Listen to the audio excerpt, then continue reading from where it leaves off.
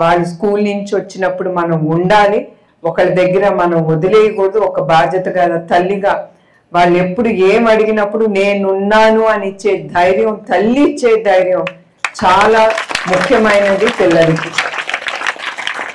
తల్లి తండ్రి అనేది ఉంటారు, కానీ తల్లి, మళ్ళీ మళ్ళీ చెప్తున్నాను, తల్లి makes a lot of difference.